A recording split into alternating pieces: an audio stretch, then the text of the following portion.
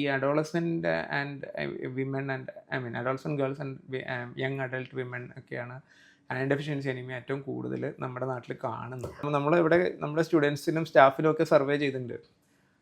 എല്ലാവർക്കും നമ്മൾ പ്രതീക്ഷിക്കണേക്കാളും വളരെ കൂടുതൽ പെർസെൻറ്റേജ് ആൾക്കാർക്ക് അനീമിയ ഉണ്ട്, അയൺ ഡെഫിഷ്യൻസിയും ഉണ്ട്. ഞാൻ ഓണസ്റ്റ് ആയിട്ടൊരു ഉത്തരം പറയട്ടെ. മറ്റേ സിനിമയിൽ ഇന്നസെന്റ് എന്നാ എനിക്കത് അറിഞ്ഞൂടാ. ബിക്കോസ് പല കാര്യങ്ങളും നമുക്ക് അറിഞ്ഞൂടാ. 2026 ജൂണിൽ ഞാൻ പറയണ ഒരു കാര്യം ഞാൻ ഇന്ന് ചിലപ്പം ഇതാണ് എന്ന് പറയായിരിക്കും. 36 ഈ ഞാൻ ഉണ്ടെങ്കിൽ ഞാനത് തിരിച്ചു പറയും, അതല്ല എന്ന് പറയും. അപ്പൊ ചിലപ്പോൾ 16 പറഞ്ഞൊരു കാര്യം ഞാനിപ്പോ തിരുത്തി പറയും. എനിക്ക് വേറെ ഒന്നും അറിയാത്തോണ്ടാണ് മെഡിക്കൽ ഫീൽഡിലേക്ക്. അതർ ഫീൽഡ്സിൽ വട്ടപ്പൂജയാണ്. തിരുവനന്തപുരത്ത് ഒരു ഫിലിം ക്രൈസി സിറ്റി ആണല്ലോ. അപ്പൊ നമ്മള് ഒത്തിരി തിയേറ്റർ ഒക്കെ ഉണ്ടായിരുന്നു. അതെല്ലാം ഹിന്ദി, മലയാളം, ഇംഗ്ലീഷ് ഒക്കെ കാണുമായിരുന്നു. ഞാൻ ഡോക്ടറോട് ചോദിക്കാണ്, tea, coffee or haemoglobin? Doctor ഏതായിരിക്കും പറയണേ? ഒറ്റ ഒരു വാക്ക്. കോഫി. ഉത്തരം ക്ലൂ ഉണ്ടോ? Phone a front.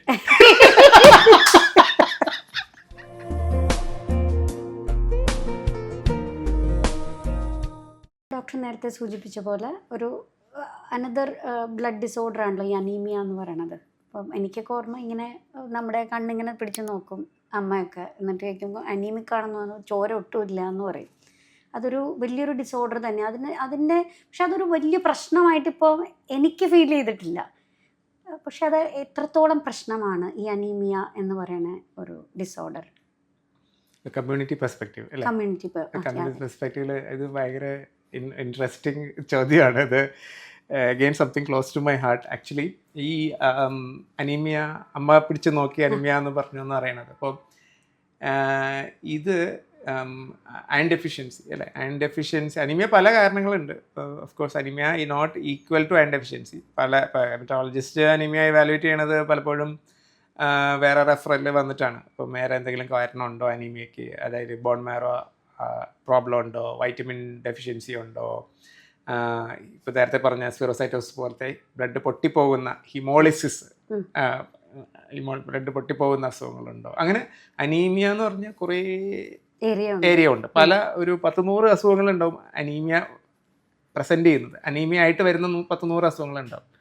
ചിലപ്പോൾ നമ്മൾ ഒരു കിഡ്നി ഫെയിലിയർ ഉള്ള ആളുടെ ഫസ്റ്റ് പ്രസൻറ്റേഷൻ ചിലപ്പോൾ അനീമിയ ആയിട്ടായിരിക്കും. അപ്പോൾ anaemia is not equal to iron deficiency. അനീമിയയ്ക്ക് കുറേ ഇവാലുവേഷൻ ചെയ്യാനുണ്ട്. പക്ഷേ most common cause in community is probably iron deficiency. Iron കുറവുള്ള ഇതായിരിക്കും മോസ്റ്റ് കോമൺ കോസ്. അപ്പോൾ അതിൽ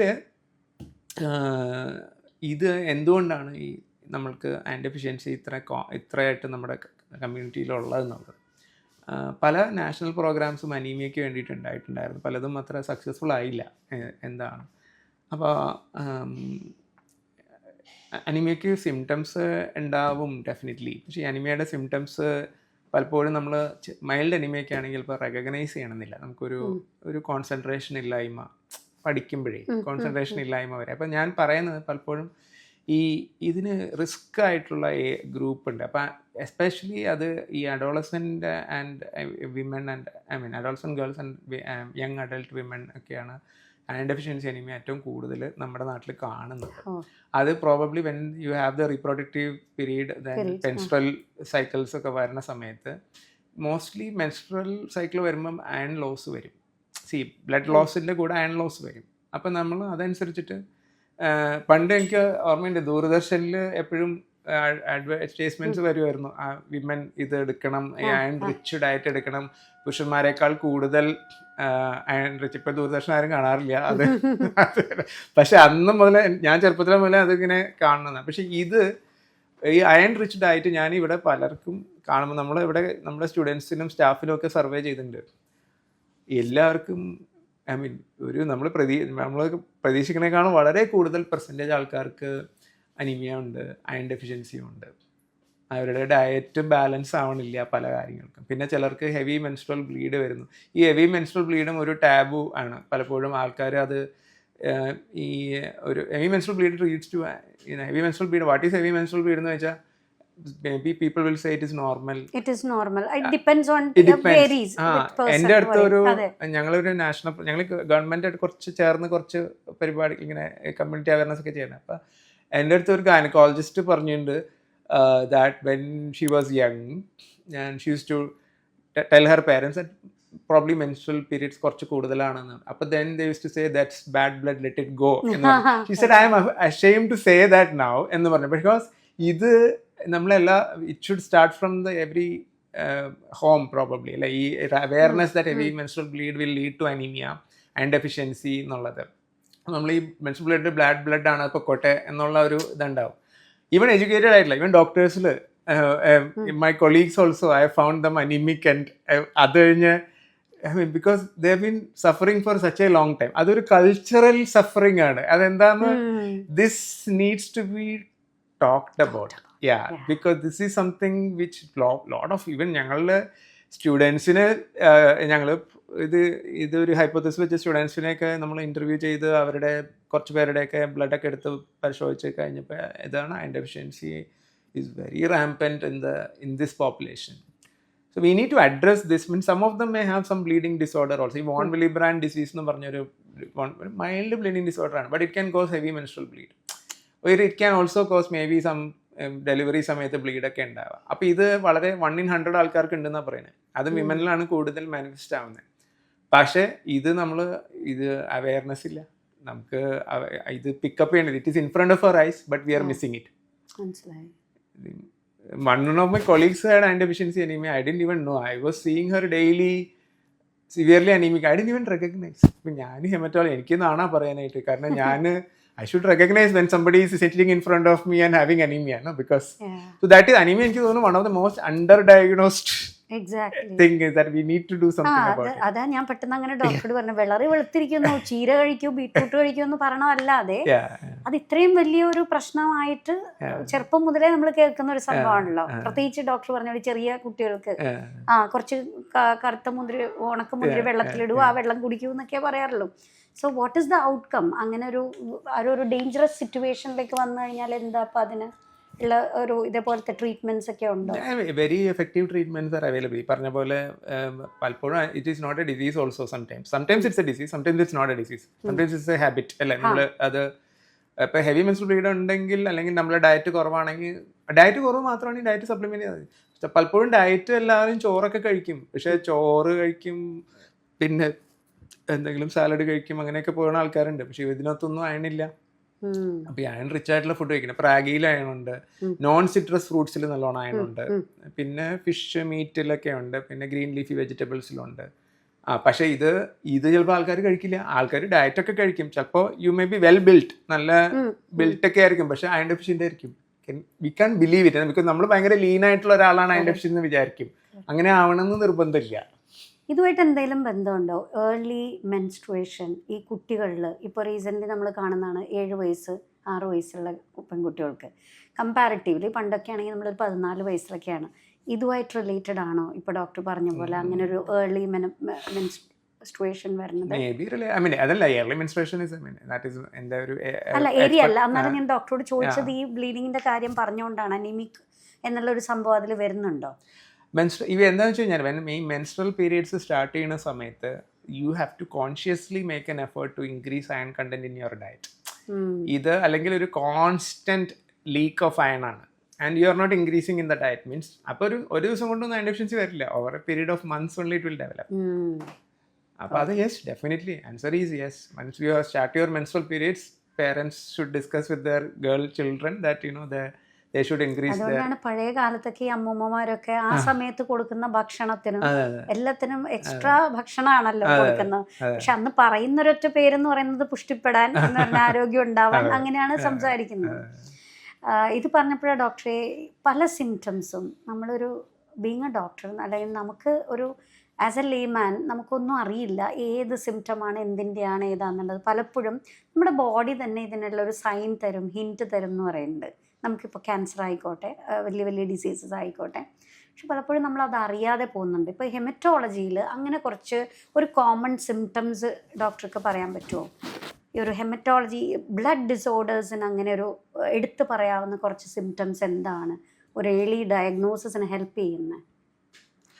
സോ ഒന്ന് എനിക്ക് തോന്നുന്നു ഈ പറഞ്ഞ അനീമിയയുടെ തന്നെ സിംറ്റം നമ്മൾ ഞങ്ങളുടെ ഹെമറ്റോളജി ഡിസോർഡേഴ്സും അനീമിയ ആയിട്ടാണ് പ്രസൻറ്റ് ചെയ്യുന്നത്. അപ്പോൾ അനീമിയയുടെ ഓഫ് കോഴ്സ് വളർച്ച, പിന്നെ കുറച്ച് ക്ഷീണം വരുന്നത്, കുറച്ച് വെയിറ്റ് ലോസ് ഓഫ് കോഴ്സ് ഉണ്ട്. ബട്ട് അനീമിയയുടെ സിംറ്റംസ് ഇപ്പോൾ നമുക്ക് കുറച്ച് എക്സേർട്ട് ചെയ്യുമ്പോൾ ശ്വാസം മുട്ട് വരാം, നമ്മളൊരു സ്റ്റെപ്പ് കയറുമ്പോൾ ശ്വാസം മുട്ട് വരുന്നത്, ഇതിലെ കാർഡിയാക് സിംറ്റംസും കൂടിയാണ്. പക്ഷേ അനീമിയയ്ക്കും ഇതേപോലത്തെ എക്സേർഷൻ ചെയ്യുമ്പം ഇത് വരുന്നത്. പിന്നെ ഞാൻ നേരത്തെ പറഞ്ഞു ലാക്ക് ഓഫ് കോൺസെൻട്രേഷൻ, അങ്ങനെയൊക്കെ പറഞ്ഞുള്ള ഇതാണ് അനീമിയയിൽ ഉണ്ട്. പിന്നെ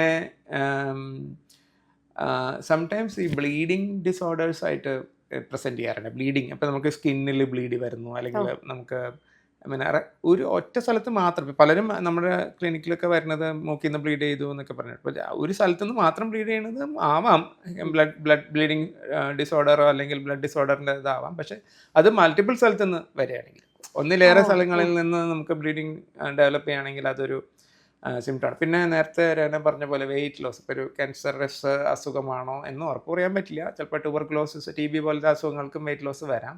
എന്നാലും നമ്മൾക്ക് ഒരു അകാരണമായ വെയിറ്റ് ലോസ്, നമ്മളിപ്പോൾ ചിലപ്പോൾ ഡയറ്റ് ചെയ്ത് വെയിറ്റ് കുറയുന്നത് ഇറ്റ്സ് എ ഡിഫറെൻറ്റ് മാറ്റർ. പക്ഷേ നമ്മൾ കോൺഷ്യസ് അല്ലാതെ നമ്മൾ വെയിറ്റ് ലോസ് ഒരു 10% വെയിറ്റ് നമ്മൾ ചടേന്ന് അങ്ങ് പോവുകയാണ്. ഒരു 6 മാസത്തിനുള്ളിൽ 10% വെയിറ്റ് ഒരു കാരണം നമ്മൾ ഒന്നും ശ്രമിക്കാതെ തന്നെ അങ്ങ് വെയിറ്റ് ലോസ് വരുന്നത്.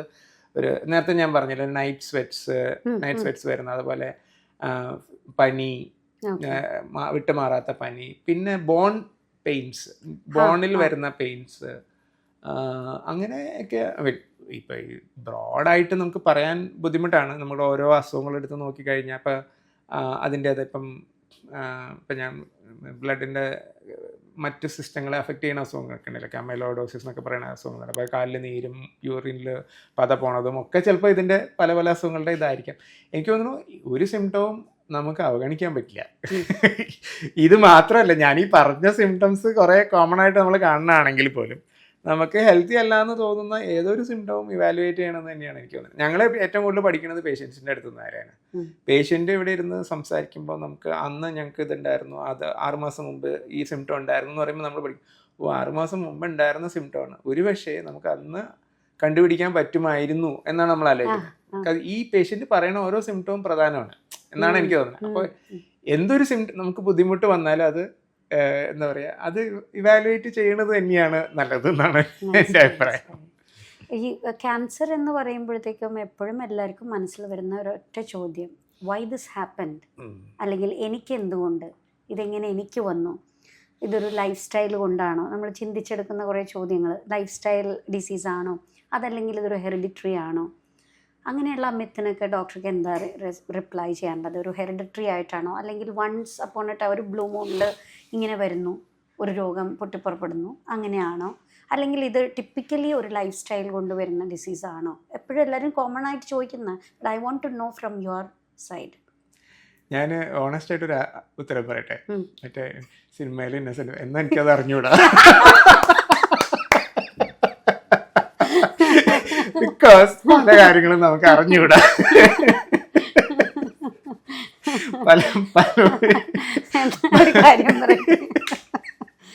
പല കാര്യങ്ങളും നമുക്ക് we don't know, we are learning many. നമ്മൾ ഞങ്ങളുടെ മെഡിക്കൽ സയൻസിൽ പറയുന്ന ഒരു കാര്യമുണ്ട്. അതായത് മെഡിക്കൽ സയൻസിൽ നമ്മുടെ പണ്ടൊരു പ്രൊഫസർ പറഞ്ഞ കാര്യമാണ്, 10 വർഷത്തിൽ കൂടുതൽ ഒരു ട്രൂത്ത് നിൽക്കില്ല എന്ന് പറയുന്നത്. അതായത് 2026 ജൂണിൽ ഞാൻ പറയുന്ന ഒരു കാര്യം ഞാൻ ഇന്ന് ചിലപ്പം ഇതാണ് എന്ന് പറയായിരിക്കും.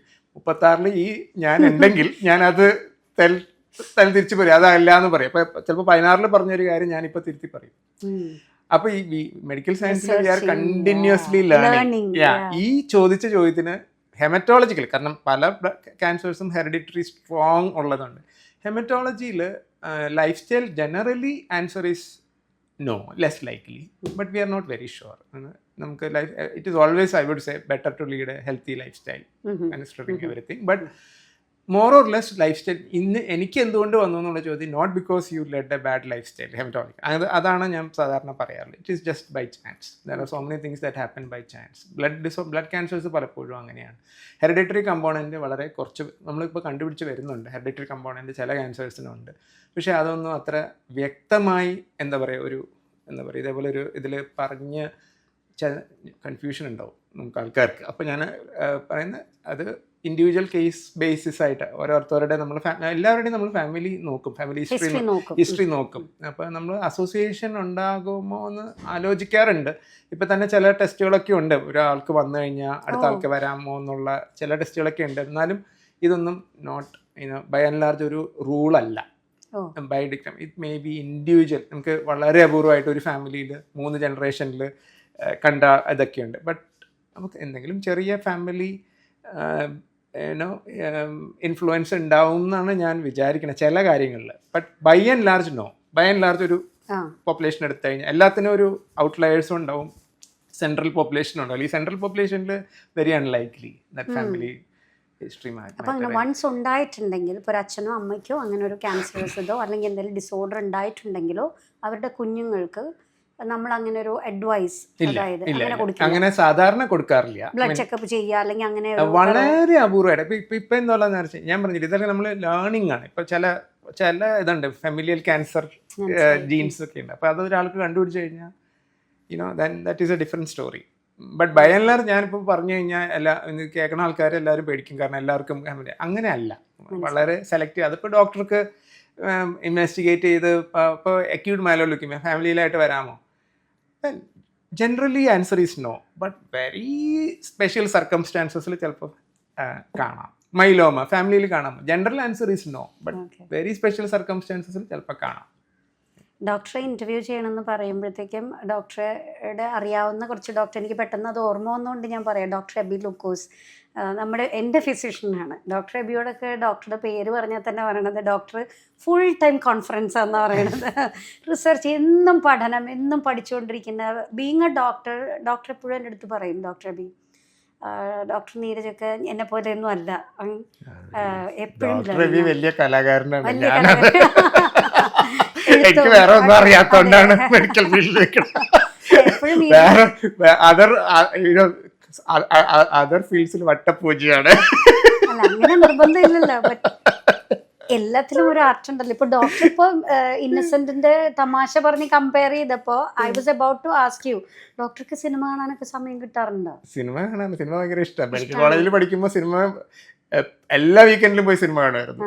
ഭയങ്കര ക്രൈസാണ്. ഞങ്ങൾ കുറെ സിനിമ കാണുന്ന ആൾക്കാരുണ്ടായിരുന്നു. നമ്മള് തിരുവനന്തപുരത്ത് ഒരു ഫിലിം ക്രൈസി സിറ്റി ആണല്ലോ. അപ്പൊ നമ്മള് ഒത്തിരി തിയേറ്ററൊക്കെ ഉണ്ടായിരുന്നു. അതെല്ലാം ഹിന്ദി, മലയാളം, ഇംഗ്ലീഷ് ഒക്കെ കാണുമായിരുന്നു. ഇപ്പൊ കുറവാ, എന്നാലും സിനിമ സമയം കിട്ടാറുണ്ടോന്ന് ചോദിച്ചത് ഡോക്ടർ ബീന, നമ്മുടെ ഇവിടുത്തെ ഹെഡ് അഡ്മിനിസ്ട്രേറ്റീവ് ഹെഡ് ഡോക്ടർ ബീനയൊക്കെ എൻ്റെ അടുത്ത് പറയും, ഡോക്ടർ വളരെ 5 മിനിറ്റൊക്കെയാണ് ഡോക്ടറുടെ ലഞ്ച് ബ്രേക്ക് എന്നോ, ഒരു ഷോർട്ട് ബ്രേക്കാണ്, അത് കഴിഞ്ഞ ഉടനെ ഓടി വരും. അപ്പോൾ ഈ മോർണിംഗ് ടു നൈറ്റ് ഡോക്ടറുടെ മനസ്സിൽ മുഴുവൻ ഈ ബ്ലഡും പേഷ്യൻസും, അതിനിടയിൽ ഡോക്ടർക്ക് ബാക്കിയുള്ള കാര്യം ഒരുപാട് ക്രൂഷ്യൽ സിറ്റുവേഷൻസിൽ കൂടെ ഒക്കെ ആയിരിക്കുമല്ലോ ഡോക്ടർ പോകുന്ന ഓരോ ദിവസവും, ഡിഫറെൻറ്റ് സ്റ്റോറീസ് അല്ലേ, ഓരോ അനുഭവങ്ങൾ. അപ്പോൾ ഇത് തന്നെയാണ് ഫുൾ ടൈം. എൻ്റെ ഒരു എക്സൈറ്റ്മെൻറ്റ് കൊണ്ട് ഞാൻ ചോദിക്കുകയാണ്, എപ്പോഴെങ്കിലും ഡോക്ടർ അതിൽ നിന്ന് പുറത്തേക്ക് വരാറുണ്ടോ ഈ ഹെമറ്റോളജിയിൽ നിന്ന് എപ്പോഴെങ്കിലും? ഡെഫിനറ്റ്ലി. പിന്നെ തീർച്ചയായിട്ടും എനിക്കൊരു യാത്ര ചെയ്യാൻ ഭയങ്കര ഇഷ്ടമാണ്. ഓക്കെ. ഡോക്ടറെ യാത്ര എന്ന് വെച്ചാൽ എനിക്ക് സ്ഥലങ്ങൾ കാണാനൊക്കെ. കോൺഫറൻസിന് അല്ലാതെ പോവാറുണ്ടോ ഡോക്ടർ? അല്ലാതെ യാത്ര ചെയ്യാറുണ്ട്. ഏറ്റവും ഇഷ്ടപ്പെട്ട സ്ഥലം എവിടെയാ പോയതിലൊക്കെ വെച്ചിട്ട്? എനിക്ക് കുറെ ഒത്തിരി സ്ഥലങ്ങൾ പോയിട്ടുണ്ട്. ഇന്ത്യയില് ഭയങ്കര ഇഷ്ടപ്പെട്ട സ്ഥലങ്ങൾ ഒന്ന് ജയസൽമറിൽ പോയിട്ടുണ്ട്. ജയസൽമർ ഭയങ്കര ഇഷ്ടമായ ഒരു സ്ഥലമാണ്. പിന്നെ ധർമ്മശാലയൊക്കെ ഒത്തിരി ഇഷ്ടപ്പെട്ട സ്ഥലമാണ്. പിന്നെ വേറെ ഞാൻ ബ്രിനോ എന്ന് പറഞ്ഞൊരു സ്ഥലത്ത് ഒരു ട്രെയിനിങ്ങിന് പോയതാണ്, ചെക്ക് റിപ്പബ്ലിക്കിൽ. ഭയങ്കര ബ്യൂട്ടിഫുൾ പ്ലേസ്. അത് പ്രാഗും അതൊക്കെ ഭയങ്കര ബ്യൂട്ടിഫുൾ പ്ലേസ്. അങ്ങനെ എനിക്ക് യാത്ര ഭയങ്കര ഇഷ്ടമാണ്. യാത്രയും സ്ഥലം കാണാനും ഒക്കെ ഒത്തിരി ഇഷ്ടമാണ്. അതല്ലാതെ എന്താ ഡോക്ടറുടെ അടുത്തൊരു ഹോബി വേറെന്തെങ്കിലും ഉണ്ടോ? പാട്ടോ? പിന്നെ സാധാരണ എല്ലാവരും ഇങ്ങനെ ചെയ്യണം. എനിക്കറിയാം പാട്ട് കേൾക്കാൻ ഭയങ്കര ഇഷ്ടമാണ്. ജോൺസൺ മാഷിനെ ഭയങ്കര ഇഷ്ടമാണ്. പഴയ മലയാളം സോങ്സ് ഭയങ്കര ഇഷ്ടമാണ്. ഞങ്ങളുടെ പാടില്ല. ഡോക്ടർക്ക് ഇഷ്ടപ്പെട്ട വേറെ എന്തെങ്കിലും ഏരിയ ഉണ്ടോ? ഡ്രൈവിംഗ് ഇഷ്ടമാണ്. ലോങ് ഡ്രൈവ് പോകാൻ. ഒറ്റയ്ക്ക് പോകും? ഒറ്റയ്ക്ക് പോയിട്ടുണ്ട്, അല്ലാതെ പോകാറുണ്ട്. പക്ഷെ ലോങ് ഡ്രൈവ് ഭയങ്കര ഇഷ്ടമാണ്. കമ്മിങ് ബാക്ക് ടു എനിക്ക് കുറച്ച് എൻ്റെ ഒരു പേഴ്സണലി ഉള്ള കുറച്ച് സംശയങ്ങളാണ്. അതായത് നമ്മൾ ഈ കുട്ടികളിലുള്ള ഈ ബ്ലഡ് ക്യാൻസറൊക്കെ വളരെ കുഞ്ഞിലെ ജനിക്കുമ്പോഴേ വരുന്ന, അല്ലെങ്കിൽ കുറച്ച് ദിവസങ്ങൾക്ക് ശേഷം വളരെ ഒരു 8 വയസ്സ് 7 വയസ്സൊക്കെ നമ്മൾ കേൾക്കാറുണ്ടല്ലോ.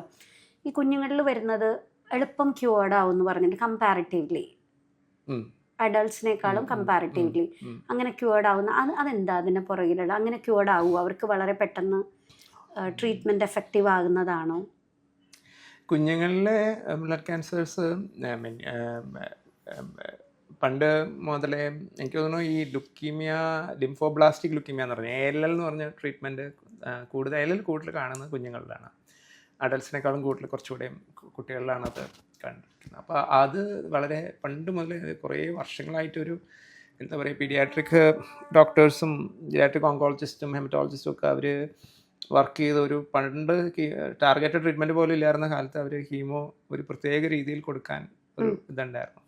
അത് ഓവർ ദ ഇയേഴ്സ് അവരത് ബിൽഡപ്പ് ചെയ്ത് അതൊരു ഓൾമോസ്റ്റ് നിയർ 80% ആൾക്കാർക്ക് ക്യൂർ ചെയ്യുന്ന രീതിയിൽ, 80 to 90% കുട്ടികൾക്ക് ക്യൂർ ചെയ്യുന്ന രീതിയിൽ പ്രോട്ടോക്കോൾ എത്തിച്ചു. അത് കുറേ വർഷത്തെ hard work of so many physicians and സയൻറ്റിസ്റ്റ്സ് ആണ് അങ്ങനെ എത്തിയത്.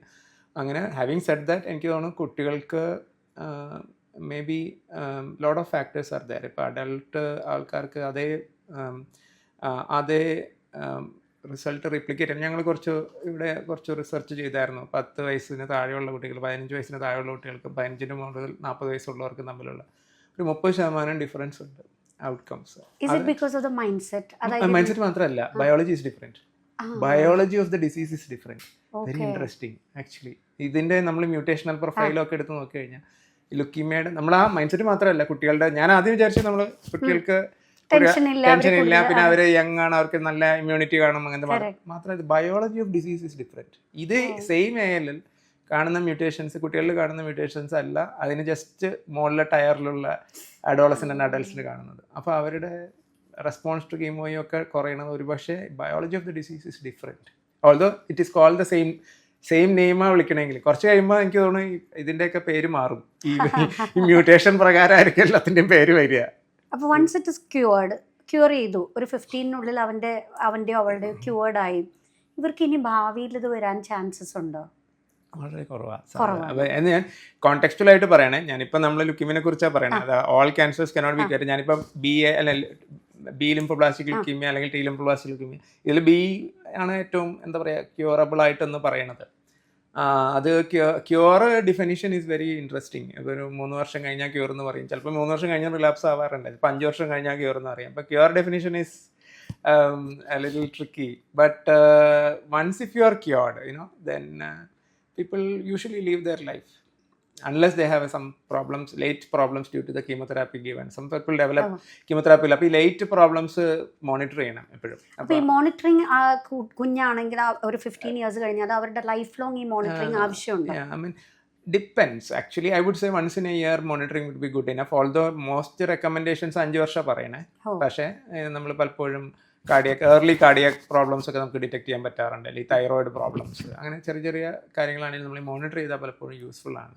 സെക്കൻഡ് ക്യാൻസേഴ്സ് വരുന്നുണ്ടോ, നമ്മൾ കീമോ കൊടുത്തേക്കണല്ലേ, അപ്പോൾ എന്തെങ്കിലും സെക്കൻഡ് ക്യാൻസേഴ്സ് വരുന്നുണ്ടോ, അങ്ങനെ once you cured also it is better to be vigilant. Life ലോങ്ങിലല്ലേ? I think so. Okay. Coming back to stem cell transplantation and bone marrow transplantation, എൻ്റെ മനസ്സിൽ എപ്പോഴും എൻ്റെ മനസ്സിൽ വരുന്നതെന്ന് പറഞ്ഞാൽ being A biology student, doctor പറഞ്ഞ പോലെ എനിക്ക് മെഡിസിനൊക്കെ പോകണം എന്നായിരുന്നു ആഗ്രഹം. പക്ഷേ ഒരു ആർട്ടിസ്റ്റിക് സൈഡ് ഉള്ളതുകൊണ്ട് വീണ്ടും അതിലേക്കാണ് വന്നത്. അപ്പോഴൊക്കെ പലപ്പോഴും നമ്മളിത് കാണുമ്പോൾ ചിന്തിക്കുന്ന കാര്യമാണ് ഈ ബ്ലഡ് ഡൊണേഷൻ. പണ്ടൊക്കെ കോളേജിൽ ഇങ്ങനെ ഒരു അനൗൺസ്മെൻറ്റ് വരും, ബ്ലഡ് ഡൊണേറ്റ് ചെയ്യാൻ. എനിക്കൊക്കെ ആഗ്രഹം ഉണ്ടായിരുന്നു, പക്ഷെ പോകുമ്പോൾ അണ്ടർ വെയ്റ്റാന്ന് പറഞ്ഞ് തിരിച്ചു വിടും, ബ്ലഡ് തിരിച്ച് കയറ്റി വിടണം എന്ന് പറയും. ഈ ബ്ലഡ് ഡൊണേഷൻ പോലെ തന്നെയുള്ള ഒരു പ്രൊസീജിയറാണോ ഈ സ്റ്റെം സെൽ ഡൊണേഷനോ അല്ലെങ്കിൽ ബോൺ മാരോ ഡൊണേഷനോ, അതല്ലെങ്കിൽ അതൊരു കോംപ്ലെക്സ് ആണോ, സിറ്റുവേഷൻ ആണോ? I think it is more or less very similar to blood donation പോലെയാണ്. അത്രയും കോംപ്ലെക്സിറ്റി ഇല്ല. അതൊരു എനിക്ക് തോന്നുന്നു ഒരു മിത്താണ് കോംപ്ലെക്സിറ്റി ഉണ്ടെന്ന്. പണ്ട് എന്ന് വെച്ചാൽ ബോൺ മാരോ നമ്മുടെ പെൽവിക് ബോണിൽ നിന്ന് കുത്തിയെടുത്ത ഡൊണേഷൻ കൂടുതലും ചെയ്തിരുന്നത്. ഇപ്പോഴും വളരെ അപൂർവമായിട്ട് അങ്ങനെ അത് ചെയ്യാറുണ്ടെങ്കിലും മെജോറിറ്റി, പിന്നെ കോഡ് ബ്ലഡ് അംബിലിക്കൽ കോഡിൽ നിന്നും സ്റ്റെം സെൽസ് എടുത്ത് ട്രാൻസ്പ്ലാന്റ് ചെയ്യുന്നുണ്ടെങ്കിൽ ഇപ്പം മെജോറിറ്റി ഓഫ് അഡൾട്ട് ട്രാൻസ്പ്ലാന്റ്സ്, ഞാൻ കൂടുതലും അഡൾട്ട് കാര്യമാണ് കൂടുതൽ നോക്കുന്നത്. അതുപോലെ we have our paediatric this thing also. Even for our paediatric നമ്മളുടെ സെൻറ്ററിൽ ഓൾമോസ്റ്റ് 100% നമ്മൾ പെരിഫറൽ ബ്ലഡിൽ നിന്നാണ് ട്രാൻസ്പ്ലാന്റേഷന് സാമ്പിൾ എടുക്കുന്നത്, ഐ മീൻ സെൽസ് എടുക്കുന്നത്. അത് നമ്മളൊരു 5 days ഇഞ്ചക്ഷൻ, ഈ സ്റ്റെം സെൽസ് ബൊബിലൈസ് ചെയ്ത് ബോൺ മാരോയിൽ നിന്ന് ബ്ലഡിലേക്ക് വരാനായിട്ട് 5 days ഇഞ്ചക്ഷൻ എടുക്കും ഡോണർക്ക്. ആൻഡ് ദെൻ നമ്മൾ ഈ പ്ലേറ്റ്ലെറ്റ് ഒക്കെ ഡൊണേറ്റ് ചെയ്യില്ലേ, ഈ നമ്മൾ എഫറസിസ്, ഞാൻ നേരത്തെ കാർട്ടിയുടെ കാര്യം പറഞ്ഞു, അതുപോലെ എഫറസിസ് ചെയ്തിട്ട് സ്റ്റെം സെൽസ് എടുക്കുകയാണ് ചെയ്യുന്നത്. ചിലപ്പോൾ മേ ബി ദൻ അഡീഷണൽ 1 പ്ലെറിക്സഫോർ എന്ന് പറഞ്ഞൊരു ഇഞ്ചക്ഷൻ ചിലപ്പോൾ എടുക്കാം. ബട്ട് അത് സ്റ്റെം സെൽസ് എടുത്തിട്ട് ദാറ്റ്സ് ഓൾ ദ പ്രൊസീജിയർ. ഇപ്പോൾ എൻ്റെ ഒരു കോർഡിനേറ്റർ ഉണ്ട്, ആള് ഇതേപോലെ ഡൊണേറ്റ് ചെയ്തു. അപ്പോൾ ഡൊണേറ്റ് ചെയ്യണ തലേ ദിവസം വരെ പുള്ളി ജോലിക്ക് വന്നു, ഡൊണേറ്റ് ചെയ്യുന്ന ദിവസം ലീവ് എടുത്തു, പിറ്റേ ദിവസം വീണ്ടും ജോലിക്ക് ചെയ്തു. ഓക്കെ. അപ്പോൾ how frequent they can donate? എത്ര പ്രാവശ്യമൊക്കെ ഡൊണേറ്റ് ചെയ്യാം ഒരു ഹെൽത്തി പേഴ്സൺ ആണെങ്കിൽ? അമ്മ ഇതിപ്പോ ഇതിന് ഇപ്പം this is usually A directed donation അല്ലേ, നമുക്കൊരു ഒരാൾക്ക് വേണ്ടിയല്ലേ ഡൊണേറ്റ് ആവശ്യം വരുമ്പോൾ മാത്രമാണ് ഡൊണേറ്റ് ചെയ്യണത് അല്ലേ? അപ്പോൾ ഇറ്റ്സ് ലൈക്ക് അങ്ങനെ ഒരു ഗൈഡ് ലൈൻ ഞാൻ കണ്ടിട്ടില്ല, അതായത് ഇത്ര പ്രാവശ്യം ഡൊണേറ്റ് ചെയ്യണം. ബട്ട് ഇറ്റ്സ് ലൈക്ക് യൂഷ്വലി ഇപ്പോൾ ഹെൽത്തി ആണെങ്കിൽ ഡൊണേറ്റ് ചെയ്യുന്നതിൽ കുഴപ്പമില്ല, ബിക്കോസ് ഇറ്റ് ഈസ് റീപ്ലെനിഷ്ഡ്, നമ്മുടെ റീജനറേറ്റ് ചെയ്ത് വരും. So I mean if required later, ഇപ്പോൾ നമ്മൾ ചിലപ്പോൾ ഒരു പേഷ്യന്റിന് ട്രാൻസ്ഫർ ചെയ്തു, പക്ഷെ പിന്നെ 2ാമത്തെ ദിവസം റിലാപ്സ് ആയി എന്ന് വിചാരിക്കുക, അപ്പോൾ ചിലപ്പോൾ സെയിം ഡോണറിനെ തന്നെ ഒന്നുകൂടി വിളിക്കാറുണ്ട്. Okay okay. അത്രയും അവയർനെസ് ഇവിടെ ഉണ്ടോ? നാട്ടിലെ ആൾക്കാർക്ക് ഇത് അറിയാവോ ഇങ്ങനെ ഒരു സംഭവം ചെയ്താൽ? പണ്ടത്തെക്കാളും ബെറ്ററാ. പണ്ട് ഡോക്ടേഴ്സ് തന്നെ പേടിച്ച് ഡൊണേറ്റ് ചെയ്യാൻ വരില്ലായിരുന്നു. ഞങ്ങൾ ഇവിടെ ആദ്യം ഡൊണേറ്റ് ചെയ്ത ഒരു ഒറീസക്കാരനാണ്, ഒരു ഒറീസ എന്ന് പറഞ്ഞ ഒരു പയ്യനാണ് ഇവിടെ ഫസ്റ്റ് ഡൊണേറ്റ് ചെയ്തത്, റിലേറ്റഡ് അല്ലാതെ വന്ന ഡൊണേറ്റ്. പിന്നെ നമ്മൾ അന്നൊക്കെ ഇപ്പോൾ ഇവിടെ ഒരു സ്റ്റെം സെൽ രജിസ്റ്റർ ഉണ്ട്, ധാത്രി എന്ന് പറഞ്ഞൊരു സ്റ്റെം സെൽ രജിസ്റ്റർ. അപ്പോൾ നമ്മളൊക്കെ നമുക്ക് മെമ്പർ ആവാം, രജിസ്ട്രി മെമ്പർ ആവാം. അപ്പോൾ നമുക്ക് ആരെങ്കിലും കോള് കിട്ടിക്കഴിഞ്ഞാൽ നമുക്ക് പോയി ഡൊണേറ്റ് ചെയ്യാനൊക്കെ പറ്റും. അപ്പോൾ ഇതിന് കുറച്ച് ഇപ്പോൾ എന്താ വെച്ചാൽ college students are younger generation is very good, I should say. നമ്മൾ കാണും ഒത്തിരി അവയർനെസ്. അവർക്ക് എന്താ പറയുക, ഇവിടെ വരുന്ന ഞങ്ങൾക്ക് ഡോണർ സെൻറ്റർ അവിടെ, അപ്പോൾ എനിക്ക് ഇന്ത്യയിലെ ഐ തിങ്ക് ലാർജസ്റ്റ് ഡോണർ സെൻറ്ററാണ് അത് അമൃത, അപ്പം ഈ ധാത്രി രജിസ്ട്രിക്ക് ഉള്ളത്. അപ്പോൾ ഞങ്ങൾ കാണാറുള്ള പലപ്പോഴും ഇവരുടെ ഡൊണേറ്റ് ചെയ്യുമ്പോഴേ, അപ്പോൾ ഒരിടയ്ക്ക് നമ്മളെപ്പോഴും ഇവർക്കൊരു ന്യൂസ് കവറേജ് കൊടുക്കും അവർ. അപ്പോൾ ദേ ആർ ഓൾ ലൈക്ക്, അവർ ദേ ആർ റൈറ്റ്ലി സോ, അവർ they become their heroes. So that inspired many. ഞങ്ങൾക്ക് ഇവിടെ ഒരു സ്റ്റുഡൻ്റ് ഉണ്ടായിരുന്നു, ഷീ വാസ് MBBS കോൺവൊക്കേഷൻ്റെ ഡേയിൽ she donated, first lady to donate, and she donated to a Sri Lankan child with thalassemia, and that child got cured and all that. She is now അത് കഴിഞ്ഞിട്ട് pediatric hematology ചെയ്തു. I think she is a consultant in UK now. But അത് കേരളത്തിലെ first female donor ആയിരുന്നു. അപ്പോൾ അതെങ്ങനെയാ ഇപ്പോൾ B positive ഇല്ല, അത് കുഴപ്പമില്ല. ബ്ലഡ് ഗ്രൂപ്പ് ഇത് വൈറ്റ് HLA എന്ന് പറഞ്ഞ വൈറ്റ് ബ്ലഡിന്റെ ഗ്രൂപ്പാണ്. So it doesn't matter, blood group ഏതായാലും കുഴപ്പമില്ല. Okay, I mean red group ഏതായാലും കുഴപ്പമില്ല, white group is HLA has to be match. എന്തായാലും ഡോക്ടർ പറയുകയാണെങ്കിൽ കുറേ ക്വസ്റ്റ്യൻസും കുറേ കാര്യങ്ങൾ ആളുകൾക്ക് അറിയണം എന്നുള്ളതും ഒക്കെ ഒരുമാതിരിയൊക്കെ കുറേ കവർ ചെയ്തു. പക്ഷെ ഇതിങ്ങനെ നീണ്ട് പോകും അല്ലേ? ഡോക്ടർക്കാണെങ്കിലും പറയാൻ തുടങ്ങി കഴിഞ്ഞാൽ ഒത്തിരി കാര്യങ്ങളുണ്ട് പറയാം. പക്ഷെ നമുക്ക് ടൈം ലിമിറ്റേഷനൊക്കെ ഉള്ളതുകൊണ്ട് I'm coming to the last segment. ഇത് ചുമ്മാ റാപ്പിഡ് ഫയർ എന്നൊക്കെ പറയാം, അങ്ങനെ ഡോക്ടർ പേടിക്കുന്ന കാര്യമൊന്നുമില്ല. ചുമ്മാ ചെറിയ തമാശ പോലെ എടുത്താൽ മതി, പക്ഷെ സ്റ്റിൽ ഇറ്റ്സ് ഇൻഫർമേറ്റീവ്. ഞാൻ ഡോക്ടറോട് ചോദിക്കുകയാണ്, tea, coffee or haemoglobin? Doctor ഏതായിരിക്കും പറയണേ? ഒറ്റ ഒരു വാക്ക്. കോഫി.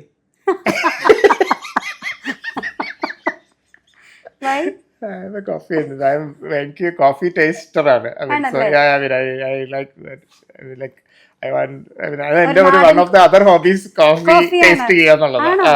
അപ്പൊ കോഫി ലുവാക്ക് ഒക്കെ ഡോക്ടർ ട്രൈ ചെയ്തിട്ടുണ്ടോ? കോഫി ലുവാക്ക് മറ്റേ ഇന്റർനാഷണൽ കോഫി ബീൻസ് വെച്ചിട്ട്. നാടനല്ലല്ലോ. നാടനല്ല, അപ്പൊ ഉണ്ടാവില്ല. അല്ല, പക്ഷെ നാടനാണ് ഇഷ്ടം. നാടനല്ല, പിന്നെ ഇവിടെ അവൈലബിൾ ആയിട്ടുള്ള coffee is very healthy drink. ഇപ്പൊ റീസെന്റ് ആണ് ലിവറിന് നല്ലതാണെന്നൊക്കെ പറയുന്നുണ്ട് നമ്മുടെ hepatologist. Black coffee without sugar. എത്ര എണ്ണം കുടിക്കാം? ഹെപ്പറ്റോളജിസ്റ്റിന്റെ ഉത്തരം പറയേണ്ട അതാണ്. But I think I mean at least 3 per day is good is what they say. Oh. Yeah. Okay. If red blood cells would talk, what would they complain about? Red blood cells നെ സംസാരിക്കാൻ പറ്റിയാൽ അവരെന്തായിരിക്കും കൂടുതൽ complaint പറയണേ? എൻ്റെ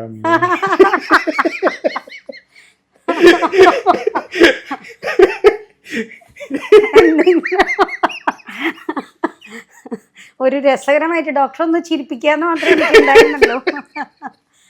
ഞാനങ്ങനെ ആലോചിക്കരുത് red blood cell സംസാരിക്കണത് മിക്കവാറും നമ്മളെയൊക്കെ ചീത്ത ഒരു കാര്യം റെഡ് ബ്ലഡ് സെൽസ് പറയും, എന്തായാലും ഒരു കാര്യം പറയും. അല്ലേ? എന്തായിരിക്കും? എനിക്ക് ഓക്സിജൻ വേണമെന്ന്. അങ്ങനെ ആയിരിക്കും അല്ലേ? പക്ഷെ ഞാൻ ഇങ്ങനെ ചിന്തിച്ചു വെച്ചെന്ന് വെച്ചാൽ എല്ലാ ക്രെഡിറ്റും ഓക്സിജനാ കൊടുക്കണം, ഇതിനെയും കൊണ്ട് നടക്കണത് മുഴുവൻ ഞാനാണ്. അത് ശരി.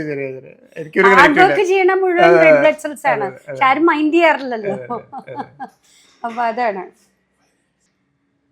one habit that makes a hematologist happy and one that makes worried.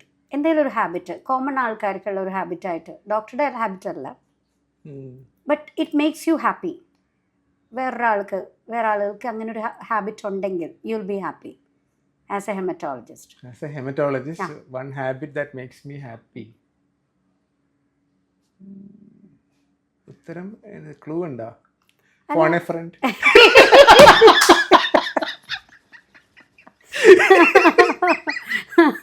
എനിക്ക് ഇഷ്ടപ്പെട്ടിട്ടുണ്ട്. Phone a front. അങ്ങനെയാണെങ്കിൽ ആരെയായിരിക്കും ഡോക്ടർ വിളിക്കുന്നത്? അങ്ങനെയാണെങ്കിൽ ഹെമറ്റോളജിസ്റ്റിന്റെ ചോദ്യമല്ല. എനിക്ക് ഞങ്ങളുടെ സമയത്ത് ഇപ്പൊ ഡോക്ടർ ഓറോ പറഞ്ഞൊരു പ്രൊഫസർ ഉണ്ടായിരുന്നു. ഓറോ ഇപ്പൊ പുള്ളി ഇപ്പൊ ടൊറന്റോയില. എല്ലാത്തിനും ഉത്തരം അറിയാം. ഞാൻ പുള്ളിനെ വിളിക്കും, ടൊറന്റോയിലേക്ക് വിളിക്കേണ്ടി വരും. പക്ഷെ ഇന്റർനാഷണൽ കോൾ വിളിക്കേണ്ടി വരും അല്ലേ? അല്ല, ഇപ്പൊ ഒരു ഫോർ എക്സാമ്പിൾ ഇപ്പം ആളുകള് ബ്ലഡ് ചെക്കപ്പ് ചെയ്യുക, അല്ലെങ്കിൽ അങ്ങനത്തെ ഒരു ഹാബിറ്റ് കീപ്പ് ചെയ്യാം, അങ്ങനെയൊക്കെ. അതാ ഞാൻ ഉദ്ദേശിച്ചത്. അയൺ കഴിക്കുന്നത്, അയൺ റിച്ച് ഫുഡ് കഴിക്കുന്നത്. That will be, I mean, if you have like, I mean, if you make it a point that you know, it's good, alle. And maybe check your hemoglobin and all that. Okay. Most common question patients ask you. വരുന്ന എല്ലാ പേഷ്യൻസിനും ഒരു common question എന്തെങ്കിലും കണ്ടുപിടിച്ച് വെച്ചിട്ടുണ്ടാവുമല്ലോ, അതെന്തായിരുന്നു? നേരത്തെ ചോദിച്ചു. I mean once you diagnose ചെയ്ത് why me എന്നുള്ളതൊരു ക്വസ്റ്റ്യൻ ആണ് എപ്പോഴും. അത് ചോദിക്കും എല്ലാവരും ചോദിക്കും, എന്തുകൊണ്ട് എനിക്ക് അസുഖം വന്നു എന്നുള്ള ചോദ്യം. എനിക്ക് ഡോക്ടർ എന്തായിരിക്കും പറയണത്? ഇന്നസെന്റിന്റെ മറ്റേ ആൻസർ. ഐ മീൻ അവർക്കത് എന്താ പറയാ, വളരെ വിഷമിച്ചായിരിക്കും ചോദിക്കണം. എനിക്കത് പറഞ്ഞ് എനിക്ക് അടി കിട്ടും ആ സമയത്ത്. പക്ഷെ I can understand there feelings. എന്ന് വെച്ചാൽ അവര് പാവം, അവർക്ക് ഇതാണ് എന്തുകൊണ്ടാണ് അസുഖം വന്നതെന്നുള്ളതാണ് എനിക്ക് എപ്പോഴും common things that they ask. If you were given the power to eliminate just one blood disorder from the world forever, acute myeloid leukemia. അത്രയും ഡേഞ്ചറസ് ആണല്ലേ? I mean, I don't like that disease. Sudden and it's very, I mean, I think it's like, I mean, എനിക്ക് personal, it's a personal thing. I mean, it nothing to do with other diseases, or maybe a lot of people get cured of acute myeloid, but okay, I got the answer. Thank you so much, doctor. Thank you for your time. ഇത്രയും BC സ്കെഡ്യൂളിൽ ഇങ്ങനെ ഒരു time തന്നതിന്. Very nice talking to you. Thank you so much.